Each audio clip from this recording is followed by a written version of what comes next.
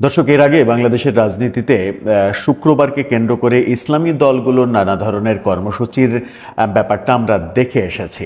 সেটাই হয়ে আসছিল, বিশেষ করে জুম্মার নামাজের পরে বিভিন্ন ইসলামিক দল এবং স্পেসিফিকভাবে জাতীয় মসজিদ বাইতুল মোকাররমের ভেতর থেকে বেরিয়ে এসে মিছিল, সমাবেশ, এই ধরনের কর্মকাণ্ড তারা করে আসছিলেন দীর্ঘ সময় ধরে, এবং সেখানে পুলিশি তৎপরতাও দেখা গেছে। আওয়ামী লীগের আমলে, মানে বিগত সরকারের আমলে এই ব্যাপারগুলো দেখতে দেখতে ব্যাপারটা মুখস্থ হয়ে গিয়েছিল এবং মনেই হচ্ছিল যে শুক্রবারে কোনো কর্মসূচি মানেই বাইতুল মোকাররম থেকে বেরিয়ে ইসলামী দলগুলোর কোনো কর্মসূচি।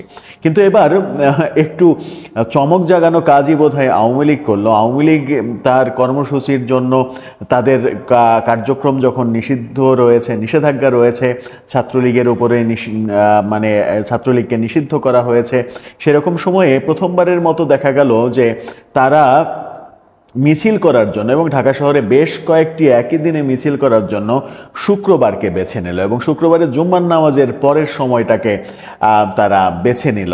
জুম্মার নামাজের আগেও ঘটেছে, কিন্তু শুক্রবারটাকে বেছে নেওয়াটা মানে অন্যরকমভাবে বিশ্লেষণ করা যায় কি না সেটাও বোধহয় ভাববার অবকাশ রয়েছে। আজকে হঠাৎ করে আওয়ামী লীগের ব্যাপক শোডাউন দেখা গেল রাজধানীতে। অন্তত 3টি বড় মিছিল করেছে তারা এবং সেখান থেকে বেশ কয়েকজনকে গ্রেপ্তার করা হয়েছে। যদিও বিভিন্ন গণমাধ্যম বিভিন্ন রকমের কথা বলছে। প্রথম আলো এক ধরনের তথ্য দিচ্ছে, যুগান্তর এক ধরনের তথ্য দিচ্ছে, মানবজমিন আর এক ধরনের তথ্য দিচ্ছে। এগুলো আমরা দেখছি। তথ্যের একটু মানে এদিক সেদিক থাকলেও মোদ্দা কথাই মূল যে ঘটনাটা ঘটলো, যে রাজধানীতে আজকে আওয়ামী লীগ বেশ বড় ধরনের শোডাউন করার চেষ্টা করলো। তার মানে কি আওয়ামী লীগ তাদের মিছিলে লোকসংখ্যা বাড়াতে সক্ষম হচ্ছে ক্রমে। মানে এই সেপ্টেম্বরকে কেন্দ্র করে যে প্ল্যানিং আমরা 2-3 দিন ধরে শুনছি পুলিশের কাছ থেকে, যে আওয়ামী লীগের বড় প্ল্যানিং রয়েছে, সেটার পথেই কি তারা হাঁটছে? একটু বুঝে ওঠার চেষ্টা করব কি ঘটলো আজকে, গণমাধ্যম কি বলছে, পুলিশ কি অ্যাকশন নিল, আওয়ামী লীগের নেতাকর্মীরা কি করলেন। থাকবেন বলে দর্শক, বলছিলাম আওয়ামী লীগের শুক্রবারটা বেছে নিয়ে তারা জুম্মার নামাজের পরে সব থেকে বড় শোডাউনটা করলো তেজগাঁও অঞ্চলে। তার আগে সকালেও তারা সেই সমাবেশ করেছে। প্রথম আলো যেটা বলছে সেটা হচ্ছে তেজগাঁও সহ ঢাকার 3 জায়গায় কার্যক্রম নিষিদ্ধ আওয়ামী লীগের ঝটিকা মিছিল, আটক 8। প্রথম আলো বলছে যে এই মিছিল থেকেই 2টা মিছিল থেকে 8 জনকে আটক করা হয়েছে। কিন্তু অন্যদিকে মানবজমিন যেটা বলছে, সেখানে তাদের শিরোনামটা দেখে নিতে পারেন। তারা বলছে আওয়ামী লীগের সংসদ সদস্য সহ 8 নেতাকর্মী গ্রেপ্তার। সেখানে 8 জনের ছবিও তারা দিয়েছে। এই 8 জনের মধ্যে অন্তত 4 জনের বয়স মানে 60 কিংবা 60 ঊর্ধ্ব এরকম মনে হচ্ছে, এবং তার মধ্যে একজন সংসদ সদস্য, উত্তরাঞ্চলের একজন সংসদ সদস্যও রয়েছে, এমনটা বলছে। যুগান্তর যেটা বলছে যে রাজধানীর বিভিন্ন জায়গায় অভিযান চালিয়ে এই 8 জনকে, মানবজমিন যেটা বলছে যে বিভিন্ন জায়গায় অভিযান চালিয়ে এটা করা হয়েছে। আমি যদি যুগান্তর বলে থাকি সেটা মানবজমিন হবে। যুগান্তরের যে হেডিং, তেজগাঁওয়ে নিষিদ্ধ আওয়ামী লীগের মিছিল, এবং তারা সেই মিছিলের ছবিটাও দিয়েছে। মজার ব্যাপার হচ্ছে যে অন্য গণমাধ্যমগুলোতে ছবি দেখা না গেলেও যুগান্তর এই ছবিও দিয়েছে, যেখানে ব্যানার সহ বেশ বড় মিছিলই মনে হচ্ছে এই ছবিটা দেখে।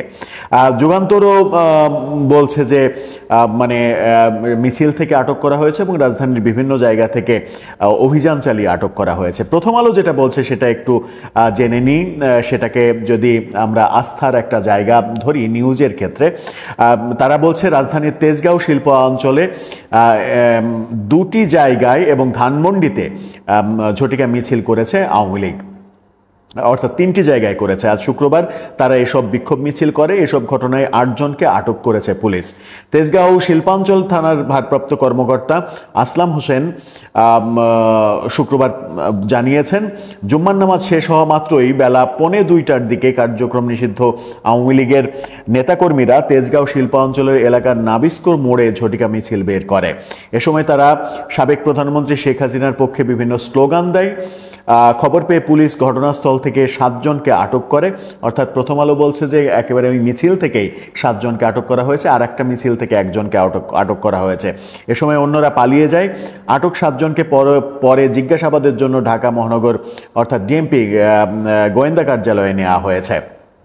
এর আগে বেলা 11টার দিকে তেজগাঁও শিল্প অঞ্চলের জিএমজি মোড়ে আরেকটি ঝটিকা মিছিল বের করে আওয়ামী লীগের নেতাকর্মীরা, সেখান থেকে একজনকে আটক করে পুলিশ, অন্যরা পালিয়ে যায়। তার মানে প্রথম আলো বলছে যে মিছিল থেকেই 8 জনকে আটক করা হয়েছে, কিন্তু মানবজমিন বলছে রাজধানীর বিভিন্ন জায়গায় অভিযান চালিয়ে তল্লাশি করে 8 জনকে গ্রেপ্তার করা হয়েছে, যার মধ্যে নীলফামারীর একজন সাবেক এমপিও রয়েছেন।